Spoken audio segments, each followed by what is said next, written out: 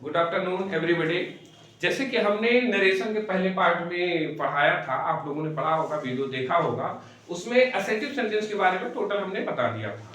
तो अगर हम बोर्ड की बात करें, बोर्ड में सीबीएसई बोर्ड की अगर बात करें, सीबीएसई बोर्ड में जो इंट्रोगेटिव सेंटेंस होता है हमारे लिए काफी इंपॉर्टेंट होता है, क्योंकि इंट्रोगेटिव सेंटेंस से क्वेश्चन पुटअप होने का चांस बहुत ज्यादा इसलिए होता है क्योंकि इसके पास बहुत स्पेस होता है इंट्रोगेटिव सेंटेंस में। तो हम इसलिए इंट्रोगेटिव सेंटेंस शुरू कर रहे हैं। अगर हमारा वीडियो सही से चलता रहा या टाइम नहीं फील किया तो इंपरेटिव भी इसी में आगे चल के पढ़ा दिया जाएगा। तो शुरू करते हैं इंट्रोगेटिव सेंटेंस। आप लोगों ने टेंस जब पढ़ा होगा तो इंट्रोगेटिव सेंटेंस को बहुत ही डिटेल में पढ़ा होगा। जैसे इंट्रोगेटिव सेंटेंस क्या होते हैं, दो तरीके से बनते हैं। एक तो ऑक्सिलरी वर्ब से बनते हैं जिसको आप लोग हेल्पिंग वर्ब कहते हैं, हेल्पिंग वर्ब से बनते हैं, और दूसरा जो होता है हमारा WH फैमिली से बनता है, यानी क्वेश्चन वर्ड से बनता है। तो दोनों के इंट्रोगेटिव सेंटेंस में जब हम रिपोर्टेड स्पीच में यूज करते हैं थोड़ा सा डिफरेंस होता है, इसलिए हम बारी बारी से दोनों को पढ़ेंगे।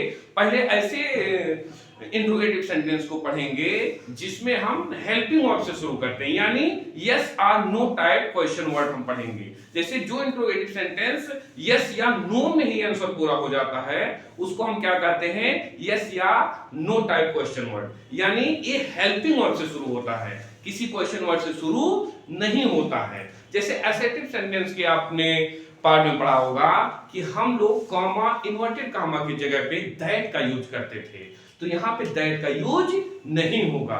यानी बहुत सारी चीजें हैं जो असर्टिव से इंट्रोगेटिव आने में हम लोग एकदम डिफरेंट हो जाएंगे। तो ये कंफ्यूजन अपने मन में कभी मत रखिएगा कि असर्टिव में हमने दैट का यूज किया था तो इंट्रोगेटिव में भी दैट का यूज होगा। दोनों के रूल में काफी डिफरेंसेस हैं, इतना मान के चलिएगा। और ज्यादा chance interrogative and assertive sentence से ही होते हैं कि बोर्ड का जो क्वेश्चन फॉलो किया जाता है, जो पुट अप किया जाता है, यहीं से कर दिया जाता है। इसलिए हम इंट्रोगेटिव सेंटेंस का पहले पार्ट को पढ़ेंगे, यस और नो टाइप, यानी ऐसे इंट्रोगेटिव सेंटेंस जो यस या नो में ही आंसर दे सकते हैं। जैसे किसी ने आपसे पूछा आर यू क्रेजी, तो आप या तो यस बोलेंगे या तो नो बोलेंगे, दो ही बात हो सकती है। तो दो सेंटेंस आपका पूरा हो गया ना इसी में, यस या नो में। तो आपसे पूछे कि आर यू क्रेजी, तो यस बोल देंगे तब भी क्रेजी है, नो बोल देंगे तब भी क्रेजी है, ठीक है। तो यस या नो टाइप ऐसे होते हैं सेंटेंस जो ऑक्सिलरी वर्ब से बनते हैं, यानी हेल्पिंग वर्ब सबसे पहले लिखा होता है। अगर हम नॉर्मल सेंटेंस की बात करें तो हम सबसे पहले लिखते हैं सब्जेक्ट, फिर लिखते हैं हेल्पिंग वर्ब, फिर लिखते हैं ऑब्जेक्ट। लेकिन जब हम इसको इंट्रोगेटिव सेंटेंस बनाते हैं तो इस हेल्पिंग वर्ब को सब्जेक्ट से पहले लिख देते हैं, यानी जब हम इसको इंट्रोगेटिव बनाएंगे तो हेल्पिंग वर्ब पहले हो जाएगा, फिर हमारा इसके बाद सब्जेक्ट आएगा, फिर उसके बाद हमारा वर्ब आएगा, फिर उसके बाद हमारा क्या आएगा, ऑब्जेक्ट आएगा। ठीक है, यहाँ पे वर्ब छूटा हुआ था, यहाँ पे वर्ब भी ऐड कर लीजिए, वर्ब आ जाएगा फिर ऑब्जेक्ट आ जाएगा। ये हमारा फॉलो होता है इंट्रोगेटिव सेंटेंस बनाने का। इसलिए हम बता रहे हैं कि अभी जब इंट्रोगेटिव सेंटेंस को हम चेंज करेंगे ना रिपोर्टेड स्पीच में, तो हमको क्या करना रहता है, जो इंट्रोगेटिव पार्ट होता है उसको हमको असर्टिव पार्ट में चेंज कर देना होता है। इसलिए ये हमारा असर्टिव ऐसे होगा, यानी जो हेल्पिंग वर्ब है सब्जेक्ट के बाद आएगा, और जब हम इंट्रोगेटिव सेंटेंस लिखेंगे तो हेल्पिंग वर्ब सब्जेक्ट से पहले आएगा। तो अभी जब चेंज हम करना बताएंगे आपको, तो ये आपको बताएंगे कि असर्टिव में चेंज करना है और इंट्रोगेटिव में कब चेंज करना है। ठीक है, इंट्रोगेटिव जब डायरेक्ट स्पीच में होता है तो इंट्रोगेटिव होता है, जब हम उसको इनडायरेक्ट स्पीच में कर देते हैं वही interrogative sentence similar to assertive sentence हो जाता है। ठीक है, जैसे अगर हम एग्जांपल लिखें, ही said to me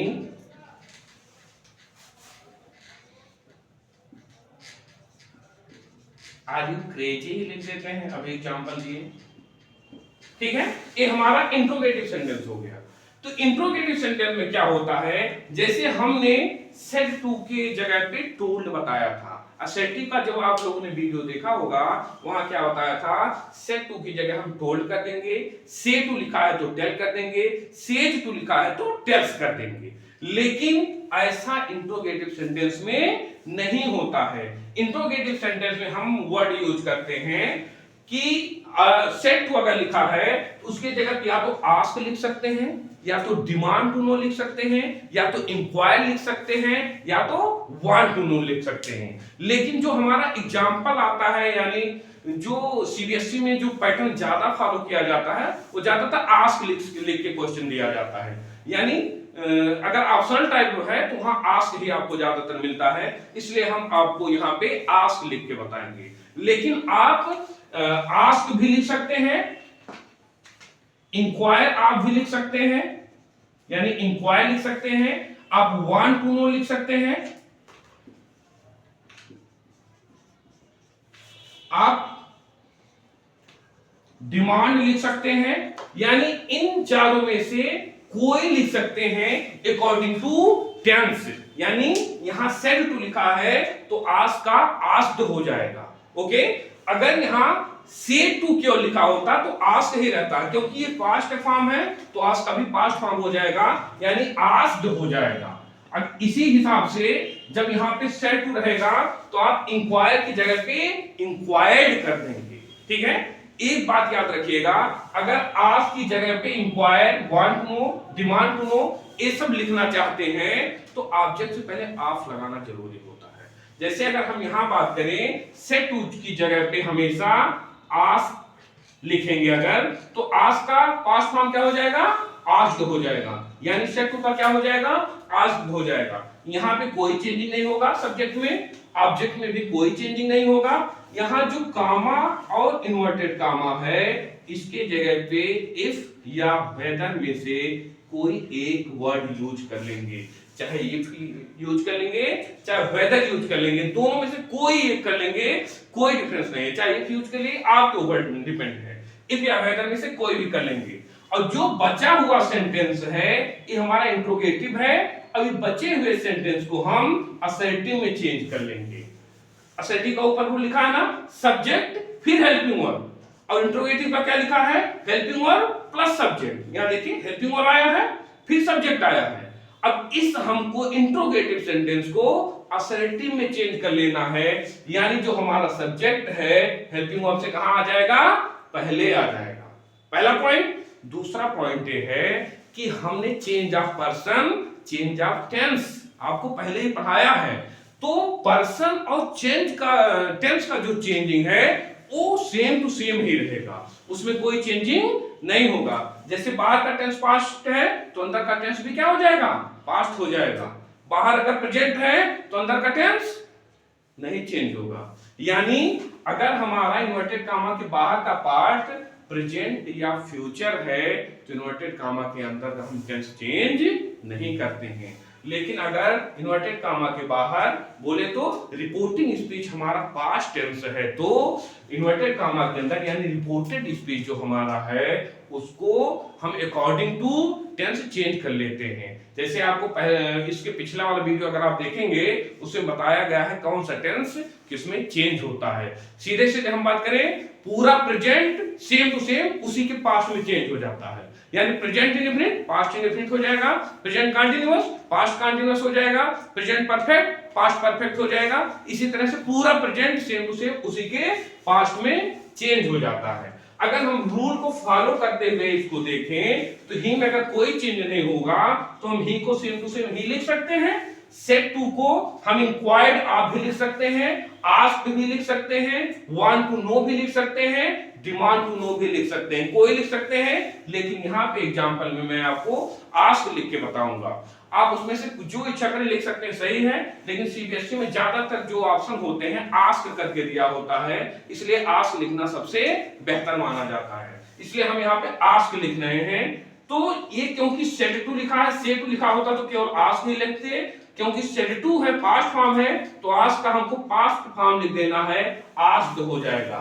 मी में कोई चेंजिंग नहीं लिखा है तो मी को सेम टू सेम वैसे हम लिख दे रहे हैं। अब यहाँ कामा इन्वर्टेड कामा की जगह पे हम असर्टिव में दैट का यूज करते थे, लेकिन यहाँ पे दैट का यूज नहीं करना है, यहाँ पे हमको या तो इफ या तो वेदर का यूज कर लेना है। ठीक है, दोनों लिख दे रहे हैं, आपको जो अच्छा लगेगा आप लिख लीजिएगा, देखने में जो ज्यादा अच्छा लग रहा हो, ठीक है। उसके बाद हमको क्या करना है, जो सब्जेक्ट है वर्ब से पहले आ जाएगा, क्योंकि इंट्रोगेटिव सेंटेंस को किसमें चेंज कर देना है, असर्टिव में, ठीक है। और असर्टिव में हमारा जो सब्जेक्ट है हेल्पिंग वर्ब से पहले रहेगा, यानी जो हेल्पिंग वर्ब आर है उससे पहले यू आ जाएगा। लेकिन यू भी तो चेंज होगा ना, यू तो हमारा पर्सन है, यू भी चेंज होगा, यू हमारा सेकंड पर्सन है, तो सेकंड पर्सन चेंज होता है रिपोर्टिंग स्पीच के ऑब्जेक्ट के अकॉर्डिंग, यानी रिपोर्टिंग स्पीच का ऑब्जेक्ट हमारा मी है और यहाँ यू है, तो यू का क्या हो जाएगा, आई हो जाएगा, क्योंकि मी का सब्जेक्ट क्या होता है, आई होता है। तो यहाँ पे यू की जगह हम क्या लिख देंगे, आई लिख देंगे, आई लिख दिए। अब आई के साथ पास्ट फॉर्म में वाज लगता है कि वर लगता है, दोनों में जो लगता है वो आप लगा देंगे। आई के साथ हमेशा वाज ही लगता है, तो आई वाज, और बाकी क्रेजी का क्रेजी आप लिख देंगे। इसमें एक बात का ध्यान ये रखना है, कभी कभी हम क्या करते हैं कि यहाँ पे जो हेल्पिंग वर्ब है ना, उसी हेल्पिंग वर्ब को पहले लिख देते हैं, जैसे वेदर वाज आई क्रेजी लिख देते हैं, और ज्यादातर गलती यही होती है, ये हमारा सेंटेंस पूरा गलत हो जाता है। जब भी हम रिपोर्टेड स्पीच को चेंज करते हैं डायरेक्ट से इनडायरेक्ट में, भले हमारा सेंटेंस इंट्रोगेटिव होता है, यहां पे हम उसको असर्टिव में चेंज कर देते हैं। क्यों? क्योंकि इफ या वेदर इंट्रोगेटिव सेंस दे देते हैं, इसीलिए इंट्रोगेटिव सेंटेंस को दो इंट्रोगेटिव करने की जरूरत नहीं है, इंट्रोगेटिव सेंस हमको दे दिया, इसलिए इसको हम असर्टिव में चेंज कर देते हैं। अगर पूरी तरह से हम चेंज करें तो इंट्रोगेटिव में ही माना जाएगा, ठीक है। अभी हम दूसरा एग्जांपल लेते हैं, हो सकता है इसमें कुछ कंफ्यूजन रहा हो, अभी दूसरा एग्जांपल लेते हैं, फिर उसमें थोड़ा सा जो कंफ्यूजन होगा उसको दूर किया जाएगा। जैसे अगर हम बोले यू सेड टू हर,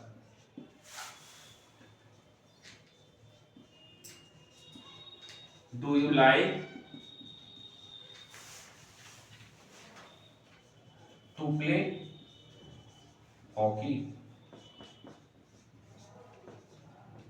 इस सेंटेंस को अगर आप देखें तो इस सेंटेंस में शुद्ध रूप से इंट्रोगेटिव सेंटेंस है, और इंट्रोगेटिव सेंटेंस का कौन सा पार्ट है, जो हेल्पिंग वर्ब से शुरू हो रहा है, यानी यस और नो टाइप का इंट्रोगेटिव सेंटेंस हो गया। इसके पहले जो हमने एग्जांपल लिया सेम टू सेम वही एग्जांपल है, बस टेंस थोड़ा सा हमने क्या कर दिया है, चेंज कर दिया है, ठीक है। तो यहां का जो रिपोर्टिंग स्पीच का सब्जेक्ट होता है उसमें कोई चेंजिंग नहीं होता है, ठीक है। सेड टू को हम क्या कर देंगे, आज में कर देंगे, क्योंकि ये पास्ट फॉर्म है। इसके ऑब्जेक्ट में भी कोई चेंजिंग नहीं होता है, जो यहाँ का कामा और इन्वर्टेड कामा होता है उसकी जगह पे इफ या वेदर का यूज करेंगे। अब ये बताया गया है, यहां तक तो सबको लगभग क्लियर हो गया होगा, ठीक है। अब हम आगे देखते हैं, यहाँ पे क्या करना है, हमारा जो पूरा इंट्रोगेटिव सेंटेंस इसको टोटल असर्टिव सेंटेंस में चेंज कर लेना है, यानी यू को हम ना हेल्पिंग वर्ब से पहले कर लेंगे। अच्छा, इंट्रोगेटिव सेंटेंस जब प्रेजेंट इंडेफिनिट का आप इंट्रोगेटिव सेंटेंस पढ़ते होंगे तो उसमें डू डैट का यूज होता है, क्लियर। लेकिन अगर हम उसको असर्टिव में लिखेंगे, अफर्मेटिव सीधे सीधे आप मान के चलिए, जब अफर्मेटिव लिखेंगे तो डू डैट का वहां पे यूज नहीं होता, ठीक है। अगर हमको एक प्रेजेंट में लिखना होता तो ये डू या डज हट ही जाता, सीधा सीधा हट जाता। लेकिन दिक्कत क्या है, ये टेंस हमारा पास्ट है तो ये भी टेंस हमारा चेंज हो जाएगा, यानी प्रेजेंट इंडेफिनिट का इंट्रोगेटिव है तो पास्ट इंडेफिनिट का इंट्रोगेटिव हो जाएगा, ओके। तो पास्ट इंडेफिनिट के इंट्रोगेटिव में अगर आपको याद होगा तो वर्ब का कौन सा फॉर्म लगता है, फर्स्ट फॉर्म लगता है, क्योंकि वहां डिड लगा रहता है। लेकिन हमको क्या करना है, इस इंट्रोगेटिव को असर्टिव में चेंज कर देना है। जब असर्टिव में चेंज कर देंगे तो डिड लगेगा नहीं, और हमारा जो टेंस का जो वर्ब का फॉर्म होगा वो सेकंड फॉर्म में आ जाएगा। कुछ लॉजिक समझ में आया, यानी यहां कई लॉजिक एक साथ हैं, ठीक है। अभी लिख देंगे तो हो सकता है समझ में आएगा, अगर नहीं समझ में आ रहा होगा। देखिए हम यू को सब्जेक्ट से पहले लिख देंगे, यानी असर्टिव में चेंज कर रहे हैं, एकदम समझ में आ रहा है ना। तो यू को सब्जेक्ट से पहले चेंज करेंगे, लेकिन यू हमारा चेंज भी तो होगा अकॉर्डिंग टू ऑब्जेक्ट। सन 1 2 3 का फार्मूला आपको बताए थे कि जब सेकंड पर्सन जो होता है वो हमारे ऑब्जेक्ट के अकॉर्डिंग चेंज होता है। यू हमारा कौन सा पर्सन है? सेकंड। तो सेकंड पर्सन हमारे ऑब्जेक्ट के अकॉर्डिंग चेंज होगा। ऑब्जेक्ट यहाँ पे है हर, तो हर का सब्जेक्ट लिखा जाएगा। सब्जेक्ट क्या है? सी। हर का सब्जेक्ट क्या होता है? सी। यानी हमको यहाँ पे सी लिखना है। यहां हमने सी अगर लिख दिया तो ये पूरे सेंटेंस को हमको क्या करना है? असेटिव में चेंज करना है। यानी ये पास्ट इंडेफिनिट का अफर्मेटिव हम लिख देंगे। तो पास्ट इंडेफिनिट में क्या होता है? पास्ट इंडेफिनिट में वर्ब का सेकंड फॉर्म यूज होता है। तो ये डू तो हट ही जाएगा। अगर इंट्रोगेटिव होता तो डिड लग जाता, लेकिन यहाँ पे क्योंकि असर्टिव में यानी अफर्मेटिव में चेंज करना है तो डू एकदम से हट जाएगा और वर्ब का हमारा सेकंड फॉर्म आ जाएगा। वेदर सी लाइक्ड हो जाएगा, टू प्ले हॉकी। अब ये हमको क्वेश्चन मार्क भी लास्ट में हटा देना, क्योंकि सेंटेंस को हम असर्टिव में चेंज कर रहे हैं। अब इसमें अगर किसी को कोई डाउट है तो आप लोग कुछ देर के बाद पूछ सकते हैं। किसी को डाउट होगा तो नोट कर लीजिए, क्योंकि ये सेंटेंस कई सेंटेंस का जोड़ हो गया। एक तो अफर्मेटिव से इंट्रोगेटिव में चेंज हो रहा है, इंट्रोगेटिव से फिर अफर्मेटिव में हो रहा है, ऊपर से हेल्पिंग वर्ब भी हट रहा है, ऊपर से आपका टेंस भी चेंज हो रहा है, उसके बाद पर्सन भी चेंज हो रहा है। मतलब कई सारे रूल इसमें एक साथ आ रहे हैं। ठीक है, तो सीबीएसई इसी तरह से घुमा फिरा के देगा। आपको एक चीज नहीं चेंज करना रहेगा, तीन चार चीजें चेंज करना रहेगा। एक में भी कहीं अगर गड़बड़ हुए तो हमारा सेंटेंस क्या हो जाएगा? गलत हो जाएगा। तो इसमें कुछ अगर समझ में आया होगा तो दो चीजें आपको याद करना है कि जहां सेड टू या से टू या सेज टू लिखा है तो उसको अकॉर्डिंग टू टेंस हम सेड टू अगर लिखा है तो आस्क्ड कर देंगे, से टू अगर लिखा है तो आस्क्ड कर देंगे, सेज टू लिखा तो आस्क्ड कर देंगे, क्योंकि प्रेजेंट इंडेफिनिट में वर्ब के सिंगुलर फॉर्म के साथ एस लगा देते हैं। दूसरी बात, इसमें दैट का यूज नहीं होता है, इसमें हम इफ या वेदर का यूज करते हैं। और तीसरी बात यह है कि जो हमारा इन्वर्टेड कामा के अंदर का इंट्रोगेटिव सेंटेंस है उसको जब हम चेंज करते हैं इफ या वेदर के बाद, उसको हम असर्टिव में कर लेते हैं। ये सब चीजें आप लिख लीजिएगा। अब हम देखते हैं दूसरे पार्ट का सेंटेंस। जैसे इंट्रोगेटिव एक पार्ट तो हो गया, दूसरा पार्ट ये है कि जो इंट्रोगेटिव सेंटेंस होता है ना वो क्वेश्चन वर्ड से शुरू होता है। WH फैमिली जिसको कहते हैं, WH फैमिली की अगर बात करें तो इसमें आता है what, why, where, when, etc। मतलब जो क्वेश्चन वर्ड क्वेश्चन पुटअप करने के काम आते हैं उनको हम WH फैमिली क्वेश्चन वर्ड कहा जाता है।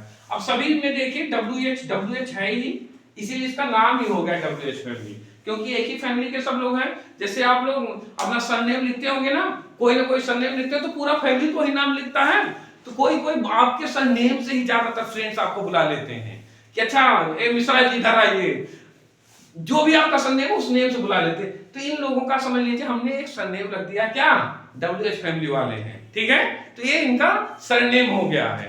ठीक है, तो हम अब सरनेम वाले सर को देख लेते हैं। तो इसमें हमको सब रूल लगभग सेम टू सेम वही है। इसमें क्या होता है, जो WH फैमिली होता है ना उसी को हम कनेक्टिंग वर्ड बना देते हैं। जैसे वहां पे इफ या वेदर लिखते थे, ठीक है, इफ या वेदर का यूज नहीं करेंगे, जो क्वेश्चन वर्ड दिया रहेगा उसी को हम क्या कर लेंगे? कनेक्टिंग वर्ड बना लेंगे। यानी इफ या वेदर यहाँ पे यूज नहीं करेंगे। जहां इंट्रोगेटिव सेंटेंस दिया रहेगा वहां पे इफ या वेदर का यूज नहीं करते हैं, बल्कि उसी वर्ड को कनेक्टिंग वर्ड बना लेते हैं। बाकी जो सेंटेंस बचा उसको इंट्रोगेटिव से असर्टिव में चेंज कर लेते हैं। बस इतना ही करना है। ठीक है, जो रूल था यस या नो टाइप वाला सेम टू सेम वही रूल है, बस हम इसमें इफ या वेदर का यूज नहीं करेंगे। इफ या वेदर के जगह पे जो क्वेश्चन वर्ड दिया रहेगा उसी क्वेश्चन वर्ड को हम कनेक्टिंग वर्ड बना लेंगे। जैसे एग्जांपल देखिए,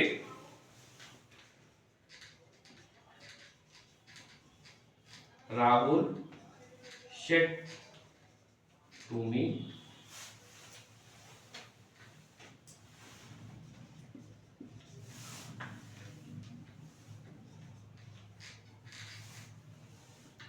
why does he not come here। देखिए यहां पे पूरा सेंटेंस वही है, बस हमको एक्स्ट्रा क्या मिल गया है, क्वेश्चन वर्ड मिल गया है। ठीक है, अगर ये एक्स्ट्रा है तो एक्स्ट्रा जानते हैं आपके घर में कोई खाना खाने आया, लास्ट में पहुंचा तो एक्स्ट्रा ही बचा रहता है ना, तो एक्स्ट्रा को एक्स्ट्रा की जगह पे रख देंगे। जहां एक पे अवेदर एक्स्ट्रा लगा रहे थे उसी एक्स्ट्रा की जगह पे जो क्वेश्चन वर्ड आएगा उसी को हम लगा लेंगे। ये इन्वर्टेड कामा के बाहर का जो पार्ट है केवल इतना ही चेंज होता है, ए कांस्टेंट है, यानी जो सब्जेक्ट होता है रिपोर्टिंग स्पीच का वो चेंज नहीं होता है, जो ऑब्जेक्ट होता है वो चेंज नहीं होता है, केवल रिपोर्टिंग वर्ब ही चेंज होता है। तो इसमें हम सीधे सीधे अगर हम चेंज करें तो राहुल तो चेंज नहीं होगा, सेम हो गया। सेट टू को हम आस्क्ड लिख दे रहे हैं। अच्छा दूसरा भी एक वर्ड लिख दे रहे हैं, नहीं तो कहोगे केवल सर आस्क ही याद किए हैं, इंक्वायर्ड आप लिखिए। इंक्वायर्ड जब आप लिखेंगे तो उसके साथ आप लिखना जरूरी होता, तभी ऑब्जेक्ट लिख सकते हैं। अगर ऑब्जेक्ट नहीं होता तो आप नहीं लिखते, लेकिन ऑब्जेक्ट क्योंकि दिया है तो इंक्वायर्ड के बाद आप लिखना जरूरी है। ठीक है, आप कोई भी चारों में से यूज करेंगे, कोई गलत नहीं कर सकता है, कोई गलत नहीं कर सकता है, बशर्ते आस्क का यूज ज्यादा होता है। अब यहां हमको इफ या वेदर का यूज नहीं करना है, क्योंकि क्वेश्चन वर्ड दिया हुआ है, हम वाई को सेम टू सेम ऐसे उतारेंगे। कनेक्टिंग वर्ड हो गया। अब बाकी बचा जो हमारा ए वाला पार्ट है ना, S1 S या नो टाइप हो गया कि नहीं हो गया, अब उसी रूल को हम यहाँ पे फॉलो कर लेंगे। यानी जो हमारा सब्जेक्ट है हेल्पिंग वर्ब से पहले चला जाएगा। यहाँ पे सब्जेक्ट क्या है, ही, यानी थर्ड पर्सन, तो थर्ड पर्सन में कोई भी चेंजिंग नहीं होता है, हम थर्ड पर्सन को डायरेक्ट यहाँ पे लिख ले रहे हैं, ही हो गया। अब हमारा सेंटेंस क्या बचा, प्रेजेंट इंडेफिनिट का। अब वही रूल सेम टू सेम है ना, प्रेजेंट इंडेफिनिट है, बाहर का टेंस पास्ट है, तो प्रेजेंट इंडेफिनिट क्या हो जाएगा, पास्ट इंडेफिनिट हो जाएगा। ठीक है, अब यहाँ पे पास्ट इंडेफिनिट में क्योंकि देखो नॉट भी तो लगा है, तो पास्ट इंडेफिनिट के नेगेटिव में डिड नॉट का यूज होता है, पढ़े हैं। तो यहाँ पे हमको सेकंड फॉर्म नहीं लगाना है, क्योंकि पहले वाले जो एग्जाम्पल था उसमें डिड नहीं आया था, तो हम सेकंड फॉर्म लगा दिए थे। क्योंकि यहाँ नॉट भी आया ना, इसलिए यहाँ हमको सेकंड फॉर्म नहीं लगाना है, क्योंकि डिड नॉट के साथ कभी भी वर्ब का सेकंड फॉर्म नहीं आता है, डिड खुद ही सेकंड फॉर्म है। डू डिड डन पढ़े हैं ना फॉर्म वर्ब के, तो डिड खुद ही जब सेकंड फॉर्म हो गया तो एक बार में एक ही तो सेकंड फॉर्म आएगा, तो इसके बाद जो फॉर्म आया तो फर्स्ट फॉर्म हो जाएगा, क्योंकि जो सेकंड फॉर्म की रिक्वायरमेंट है उसको डिड ने यहाँ पे पूरा कर दिया है। ठीक है, तो यहाँ क्या लिख देंगे, अब ये सेंटेंस हमारा एसएनटी बनेगा, तो सबसे पहले सब्जेक्ट लिखेंगे, तो पास्ट इंडेफिनिट में डिड नॉट हो जाता है, he did not come. Here का क्या हो जाएगा, देयर हो जाता है। ठीक है, देखिए जो हमारा अभी आप लोगों ने असर्टिव सेंटेंस पढ़ा होगा कि हमारा जो नियरेस्ट शोइंग वर्ड होता है वो डिस्टेंस शोइंग वर्ड में बदल जाता है जब हमारा रिपोर्टिंग स्पीच पास्ट टेंस में होता है तब। यानी जो नजदीकी बताने वाले शब्द होते हैं वो दूरी बताने वाले शब्द में बदल जाते हैं। जैसे मैं ये पेन आज लिया हूं, ठीक है, मैं इस पेन को आज क्या कहूंगा, दिस पेन बोल सकता हूं ना। इस पेन को अगर इसी पेन को इसी कंडीशन को हमको 3 दिन बाद बोलना हो तो उस समय मेरे हाथ में रहेगा कि नहीं रहेगा हमको तो पता नहीं है, तो इसी दिस को हम दैट बोलेंगे। क्लियर हुआ, क्योंकि आज तो मेरे हाथ में है ना, आज तो मेरे हाथ में, तो मैंने दिस को बोल दिया, लेकिन 3 दिन बाद जब बोलेंगे तो पता नहीं है कहां होगा, इसी दिस को क्या कर देंगे, दैट कर देंगे। आज यहां है तो हियर बोलेंगे। ठीक है, अगर पास्ट में हम इसको यानी 2-3-4 दिन बाद बोले तो पता नहीं कहां से बोलेंगे, तो इसी हियर को क्या बोलेंगे, देयर बोलेंगे।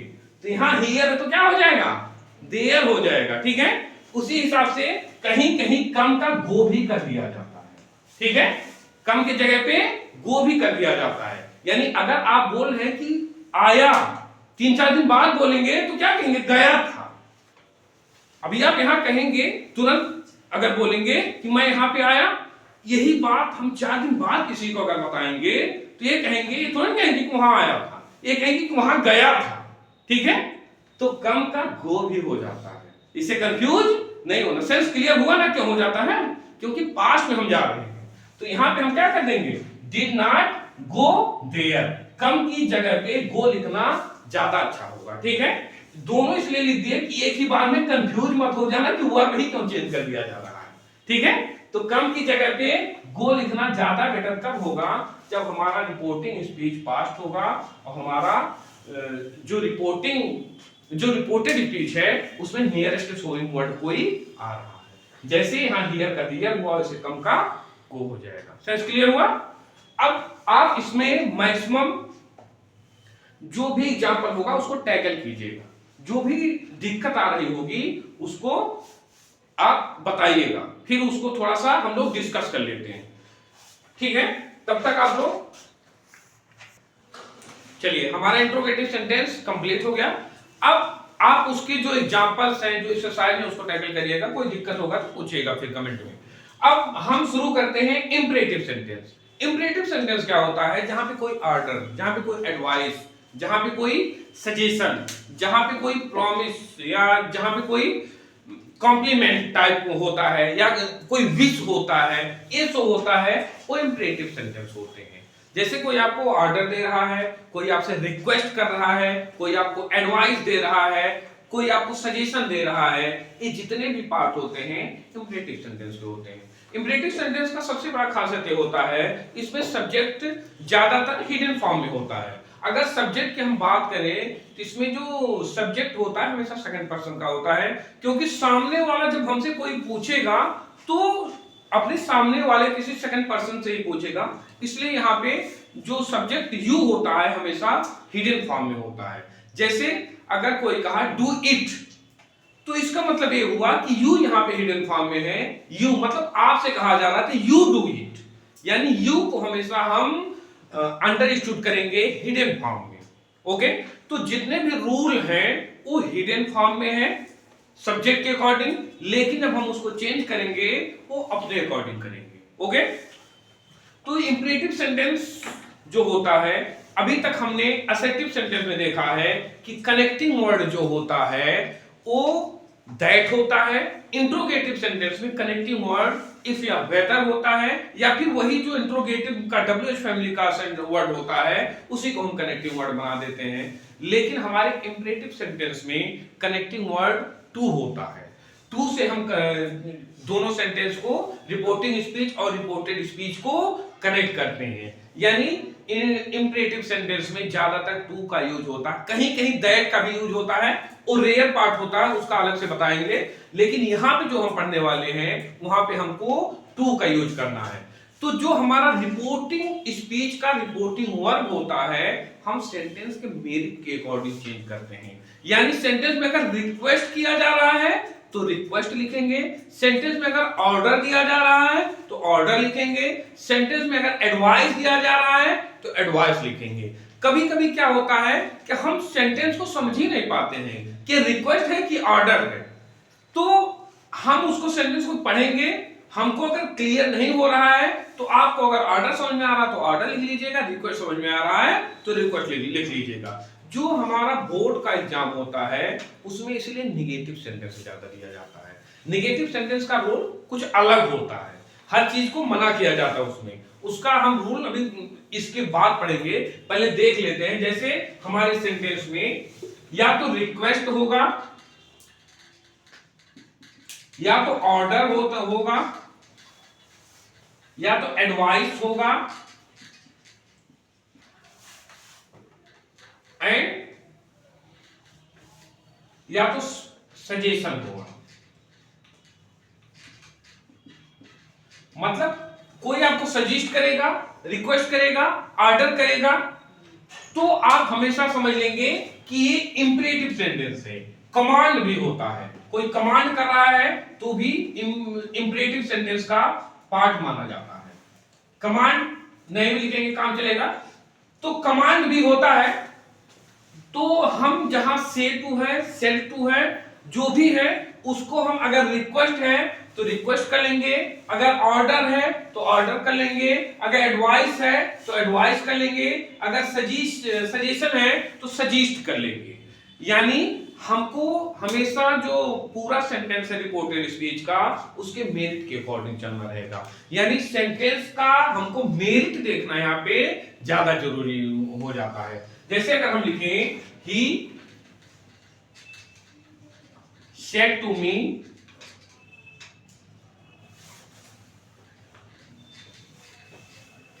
Take medicine in time. अगर इस सेंटेंस के मेरिट को देखें तो इस सलाह है कि ऑर्डर है, टेक मेडिसिन इन टाइम मतलब आप समय से दवा लीजिए। कोई डॉक्टर अगर आप किसी डॉक्टर के पास अगर आप जा रहे हैं तो डॉक्टर केवल आपको सलाह ही दे सकता है, ऐसा नहीं करेगा 2-3 हाथ लगाएगा कहेगा समय दवाई खा ले रहे हैं तो बड़ी मार मारेंगे, तो ऐसा सब नहीं होता है। तो ये सजेशन होता है कि आप सजेस्ट भी कर सकते हैं, लेकिन जो हमारा डॉक्टर होता है उसका मेन काम एडवाइस करना होता है। तो जहां इस तरह की चीजें आती हैं वो हम सीधे सीधे क्या कर लेंगे, एडवाइस कर लेंगे। यानी सेड टू को वही सेम टू सेम कंडीशन यहां भी रहेगा, जो यहां का सब्जेक्ट है वो नहीं बदलता है, जो ऑब्जेक्ट है वो नहीं बदलता है, सेड टू की जगह पे हम एडवाइस कर लेंगे। और क्योंकि सेड है पास्ट है तो एडवाइस का क्या हो जाएगा, एडवाइस्ड हो जाएगा, यानी सेकंड फॉर्म लग जाएगा। यहां तक क्लियर है। यहां कामा इन्वर्टेड कामा की जगह पे हम टू लगा लेंगे। उसके बाद एक बहुत इजी सेंटेंस होता है, बाकी जैसा वैसे होता है, ज्यादा कुछ सोचना विचारना इसमें नहीं है, जो बाकी पार्ट बचा है उसी को ऐसे उतार दो, काम हो गया। ठीक है, तो यहां हम अगर ही में चेंज नहीं करेंगे तो सीधे क्या लिख सकते हैं, ही सेड टू का क्या हो जाएगा, एडवाइस, और मी की जगह पे मी ही रहेगा। यहां कामा इन्वर्टेड कामा की जगह क्या हो जाएगा, टू हो जाएगा, टू। उसके बाद ये सेंटेंस है सीधे सीधे उतार लीजिए, ज्यादा कुछ सोचने विचारने की जरूरत नहीं है। Take medicine in time. तो इजी है कि नहीं है हमको, यानी यहां क्यों सेंटेंस का मेरिट हमको देख लेना है, उसी हिसाब से रिक्वेस्ट, ऑर्डर, एडवाइस या सजेशन लिख सकते हैं। तो यहां एडवाइस था तो एडवाइस हमने लिख लिया, बाकी सेंटेंस यहां पे सेम टू सेम वैसे ही लिख लेंगे, केवल टू को हम as a connecting word use कर लेते हैं। ठीक है, लेकिन अगर सेंटेंस में देखने पे पता ही ना चले एडवाइस क्या है, ऑर्डर क्या है, ठीक है, तो हम दोनों में अगर क्लियर नहीं हो पा रहा है तो दोनों में से कोई भी लिख देंगे तो हमारा वो सही माना जाएगा। ठीक है, एक चीज और आप कंफ्यूज हो रहे होंगे कि यहां एडवाइस सर सीई लिखेंगे, यहां ऐसे ही लिखे हैं, कहीं ऐसा तो नहीं गलती कर दिए, गलती हो गया, नहीं ऐसा नहीं होता है, दोनों लिखा जा सकता है, एडवाइस भी लिखा जा सकता है एंड एडवाइस भी लिखा जा सकता है। तो दोनों में डिफरेंस क्या है, दोनों क्यों लिखा जा रहा है, तो आप लोगों ने पढ़ा होगा बहुत सी जगह सी लिखा है, बहुत सी जगह ऐसे ही लिखा है। तो जब हम एडवाइस को एज ए नाउन यूज करते हैं तो ए यहां पे सी होता है, जब इसको हम एज ए वर्ब यूज करते हैं ना तो यहां ऐसे लिख दिया जाता है। यहां पे एज ए वर्ब हमने यूज किया, ऊपर एज ए नाउन यूज किया, क्योंकि उसका नाम हम क्यों लिख रहे हैं ना कि यहां पे क्या है, एडवाइस करना है, तो यहां नाउन की जगह पे यूज हुआ तो सी रहेगा, यहां हम वर्ब की जगह पे यूज कर रहे हैं तो ये सी हो जाए। कंफ्यूज मत होना कि दो बार लिखे तो दो तरह के लिख दिए हैं और अगली बार देखो क्या लिखते हैं। ठीक है, तो इसे कंफ्यूज मत होइएगा। हम और एग्जांपल देखते हैं। They said to me do it at once, मतलब उन्होंने मुझसे कहा इसको तुरंत कर दो। तो देखने में सेंटेंस कैसा लग रहा है, देखने में सेंटेंस यही लग रहा है कि कोई किसी को ऑर्डर दे रहा है, कोई कहेगा इसको तुरंत कर दो। तो अगर एडवाइस या अगर ये रिक्वेस्ट होता तो यहां पे प्लीज या काइंडली वर्ड लगे होते, ठीक है, तो यहां पे काइंडली और प्लीज वर्ड तो लगा नहीं है, इसलिए यहां पे हम रिक्वेस्ट तो मान नहीं सकते हैं, तो क्या मानेंगे, ऑर्डर, इसको तुरंत कर दो, यानी ऑर्डर ही तो है।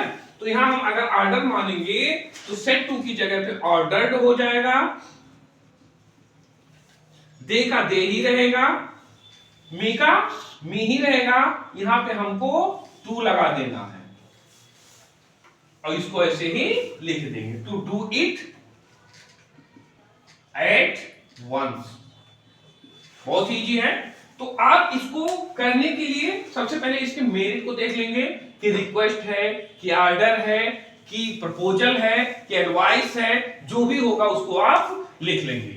दूसरी बात यह है कि हम हर जगह पास्ट ही का एग्जांपल ले रहे हैं, तो इससे कंफ्यूज मत होइएगा कि पास्ट ही क्यों आएगा एग्जाम में।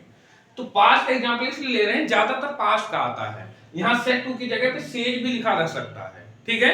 अगर यहां पे सेज होता है तो एडवाइजेड हो जाता, ओके। अगर यहां पे से होता तो ऑर्डर हो जाता, केवल ऑर्डर नहीं होता। यानी आपको हमेशा मेरिट के अकॉर्डिंग चलना है। मैं अगर पास्ट का एग्जांपल ले रहा हूं तो इसका मतलब आप नहीं है कि प्रेजेंट को छोड़ देंगे, पास्ट का ही एग्जांपल सब समझे रहेंगे। आप पास्ट प्रेजेंट सबको लेकर चलेंगे। पास्ट रहेगा तो ऑर्डर्ड हो जाएगा, प्रेजेंट रहेगा तो ऑर्डर हो जाएगा, ठीक है। तो आप इससे कंफ्यूज मत होइएगा, ठीक है। तो हम अब देखते हैं निगेटिव सेंटेंस। अब निगेटिव सेंटेंस को बहुत ध्यान से देखना है, इसमें तीन तरीके के सेंटेंस को बताएंगे। निगेटिव सेंटेंस ही पूछा जाएगा अगर पूछा जाएगा, क्योंकि निगेटिव सेंटेंस में हमको ये लोचा करने की जरूरत नहीं होती है कि ये सेंटेंस कहां जा रहा है, रिक्वेस्ट में है कि ऑर्डर में है। उसमें एक ट्रिक मैं अभी आपको बता रहा हूं। देखिए, जैसे लिखा है my mother said to me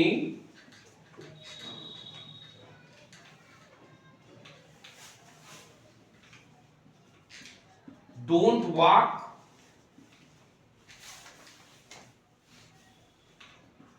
in the sun, धूप में बहुत ज्यादा मत घूमो। तो मेरी मॉम जो है वो मुझे क्या कर रही है, ऑर्डर दे रही है कि एडवाइस दे रही है कि क्या कर रही है। तो मेरी मदर हमको ऑर्डर भी दे सकती है, हमको एडवाइस भी दे सकती है। तो यहां हम सेट टू की जगह पे ऑर्डर भी लिख सकते हैं और एडवाइस भी लिख सकते हैं, दोनों लिख सकते हैं, दोनों चीजें सही भी हैं, ठीक है। अगर सेंटेंस निगेटिव है, ध्यान से सुनना, अभी तक हमने पॉजिटिव सेंटेंस लिखा देखा था इंपेरेटिव का, अब सेंटेंस हमारा क्या आ गया, निगेटिव। अगर सेंटेंस निगेटिव है तो टू के पहले हमको नॉट लगा देना है, टू के बाद मत लगाना, टू के पहले ही हमको क्या लगा देना है, नॉट लगा देना है। अगर टू के बाद लगाओगे ना तो एकदम टोटली सेंटेंस गलत हो जाएगा। यानी ए नॉट यहां जो टू लगेगा ना उसके पहले आ जाएगा, तब सेंटेंस सही होगा। जैसे अगर हम कहें माय मदर एडवाइज्ड मी, अब यहां टू तो लगना चाहिए लेकिन ये सेंटेंस निगेटिव है तो टू से पहले क्या लग जाएगा, नॉट लग जाएगा। यानी नॉट हमारा टू के पहले आ जाएगा। एक बात हमेशा याद रखना कि निगेटिव सेंटेंस में नॉट हमेशा टू से पहले ही आता है। हमसे पेपर में गलती यही होता है, टू के बाद हम नॉट लगाते हैं जो कि टोटली रॉन्ग हो जाता है। नॉट को हमेशा टू से पहले लगाएंगे और बाकी सेंटेंस को ऐसे ही उतार लेंगे। Not to walk in the sun. अब इसको हम एक तरीके से और कर सकते हैं। एक वर्ड होता है हमारा फॉरबिड। फॉरबिड वर्ड के बारे में आप लोगों ने पढ़ा होगा।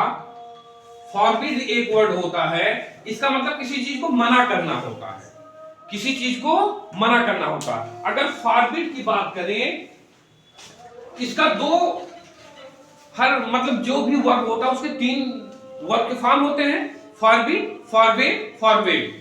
यानी फॉरबेड इसका पास्ट फॉर्म होता है और फॉरबिड इसका फर्स्ट फॉर्म होता है। तो क्योंकि फॉरबिड में वर्ड, फॉरबिड जो वर्ड है हमारा शुद्ध निगेटिव वर्ड है, ठीक है। और यहां पे सेंटेंस में क्या किया जा रहा है, मना किया जा रहा है ना। फॉरबिड मतलब ये होता किसी चीज को किसी काम से मना करना।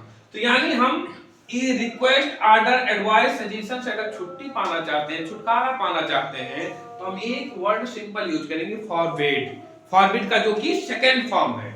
तो यहां पे अगर हम लिख दें माय मदर फॉरबिड मी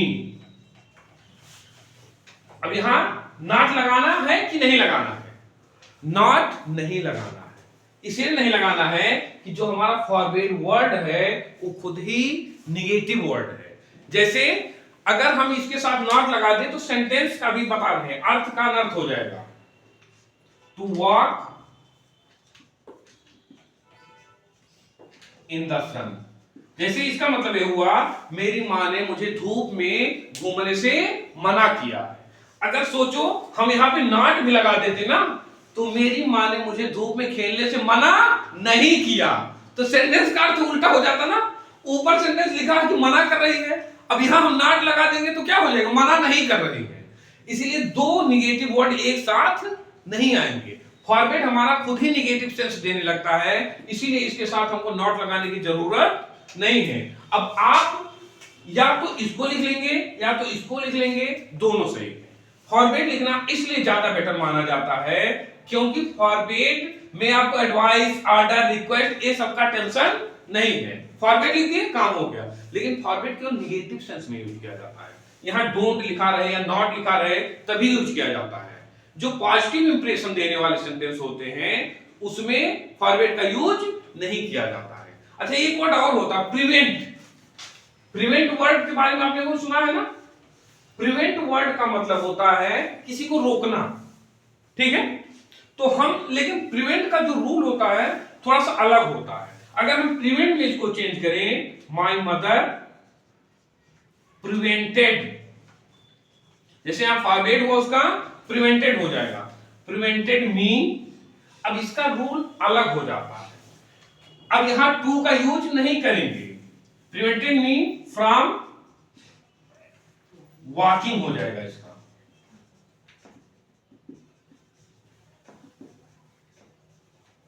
ये थोड़ा रूल से हट के है, लेकिन लिख दिए, जान लीजिए। अब इसी दोनों में से आप फॉलो कीजिएगा। अगर ये समझ में आ रहा है तो इसको भी लिख सकते हैं। तीनों में से कोई अगर पेपर में आप लिख देंगे तो गलत नहीं होगा। अब इसमें क्या है, क्योंकि रूल से हम टू पढ़ते हुए आ रहे हैं, इसमें फ्रॉम लग गया। क्योंकि प्रिवेंट के साथ जो प्रीपोजिशन होता है वो फिक्स होता है, फ्रॉम ही लगता है, टू नहीं लग सकता है। इसलिए टू की जगह पे फ्रॉम आ गया। और फ्रॉम के बाद जब आएगा ना तो वर्ब का आईएनजी फॉर्म आ जाता है। इसलिए इसका रूल थोड़ा सा उससे अलग हो गया है, ठीक है? तीनों में से कोई लिखेंगे आपका सही रहेगा। ऊपर वाले दोनों लिखेंगे तो आपसे गलती होने के चांस नहीं रहे, क्योंकि हाँ आईएनजी फॉर्म लगाना पड़ जाएगा। तो हो सकता है याद पड़े या ना पड़े। तो हमको हमारे हिसाब से अगर पूछेंगे तो ये फॉरवर्ड वाला सेंटेंस सबसे बेटर है, ठीक है? जो नेगेटिव सेंटेंस देता है उसमें फॉरवर्ड अगर हम लिख दें वो सेंटेंस सबसे अच्छा माना जाएगा, क्योंकि एडवाइस, रिक्वेस्ट और सजेशन का गलत होने का जो चांस है वो इसमें नहीं रहता है, ठीक है? तो इसी तरह के सेंटेंस आपका एग्जाम में पूछा जा सकता है। देखिए एक एग्जांपल और ले लेते हैं, उसके बाद हम लोग पॉज करते हैं।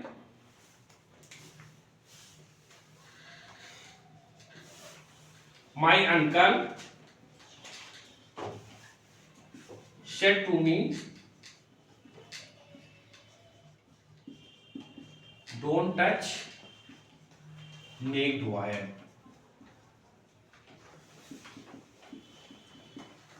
मतलब किसी भी नंगे तार को टच मत करो, ठीक है? तो यहां पे अंकल हमारे क्या कर रहे हैं? हमको एडवाइस तो दे रहे हैं। यहां एडवाइस हो सकता है, ठीक है? क्योंकि डोंट वर्ड लिखा है तो फॉरवर्ड वर्ड भी आप कर सकते हैं, ठीक है? डोंट लिखा है तो प्रिवेंट भी कर सकते हैं, ठीक है? तो आप इसको अपने हिसाब से करके कमेंट में बताइएगा कि इसका क्या होगा। जितने लोगों को समझ में आया है इसका हमको चेंज करके कमेंट में बताइए, ओके?